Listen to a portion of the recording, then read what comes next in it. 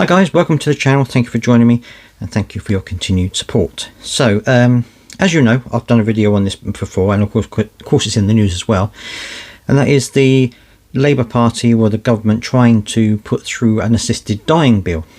Now there are of course and have been lots of questions both in my comments and also in the news about how this will take effect and how it will treat people and who will be eligible, and safeguarding, all that kind of stuff has been talked about.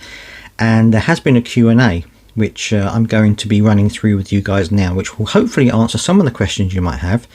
And I'm sure there are going to be other Q&As in the future which will also answer other questions. So let's take a look. Okay, so this could be a bit of a longer video, so please do bear with me. But there have been several questions asked about this assisted dying bill, which I'm going to talk to you about. And then you can also leave your comments down in the comment section as always. So Keir Starmer was asked, how will you vote on assisted dying? And Starmer says he will not be putting pressure on Labour MPs. He says he wants to study the detail of the bill, but safeguards are important to him. He said, when I was Chief Prosecutor, I was involved in drawing up guidelines. We had a massive consultation exercise, and I saw firsthand the depth of the strength of arguments on both sides. This is why this will be a free vote. You know, he tends to talk, when he keeps going on about, oh, I was this and I've done that, it's almost like he's in an interview, isn't it? You know, like interview for a job. Oh, well, when I was doing this, I was doing this. Anyway, he says, and it will be a free vote where every MP can decide for themselves what position they want to take on the bill. And I will not be putting pressure on any MP to vote one way or the other. I personally will study the details of the bill, which has now been published today, because safeguards have always been extremely important to me and were an essential part of guidance that I myself drew up when I was Chief Prosecutor. And the next question was, how will you achieve this? What will it mean for people? And Starmer says, we have set out the target, which is an important, ambitious target. What we're going to do first is what we're not going to do, I should say, is telling people how to live their lives. We're not going to start dictating to people what they do. Princely intervenes with the final point. He says that he is telling MPs that abstaining is not a neutral act. People should come and vote, he says. And Ledbetter agrees. She says abstaining would imply the status quo is okay. If you abstain, you are saying that the status quo is okay, and hopefully this moment has proved that it's not okay. They then go on to say, Ledbetter says people with a disability who are not terminally ill are not covered by the bill. She says it is devastating to hear disabled people say they are treated as second-class citizens. She says she supports the rights of disabled people, but those rights should not be protected at the expense of the rights of the terminally ill. She says if the bill is passed, its second reading on 29th of November, there will be a robust process afterwards. She says it will have to go through a bill committee, and then there will be further debate in the chamber before it goes to the Lords. Asked if the bill can be talked out, she says she could use a closer motion to stop this happening. The question was then asked, have you got enough MPs supporting you to win? Ledbetter says the debate has begun. People are taking this very seriously. Some MPs are undecided, but now they have the bill. Malthouse says there has been a big shift since 2015 when an assisted dying bill was defeated by 330 votes to 118. Princely says his impression is that the older MPs are more inclined to vote for this bill and younger MPs less so. So he says he is less confident about this passing than he was when the debate started. Ledbetter agrees and says she thinks people who have had experience of a relative going through a painful death are more likely to be in favour. Malthouse carries on and says, he goes back to the question about doctors charging, and he says there are 3 places in the bill where it says they cannot benefit from this. They would have to offer this service as part of palliative care offer. That's what he said. So they're not going to be charging people, it looks like, for this service. They then said, would it just be family courts dealing with this, and what would this do for court capacity? Falconer says these applications will not take a long time.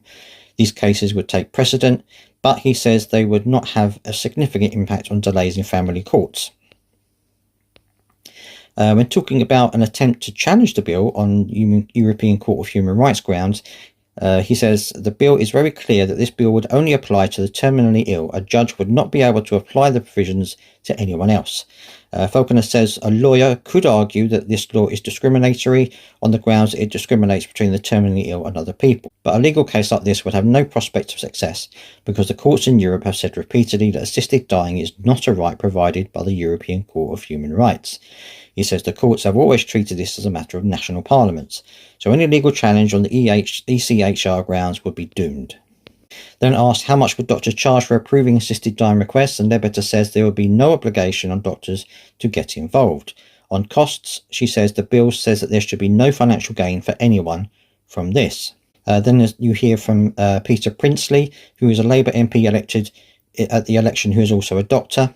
Princely says, as a young doctor, he was opposed to assisted dying. Now he is in favour. He says he does not expect a large number of people to use the new law.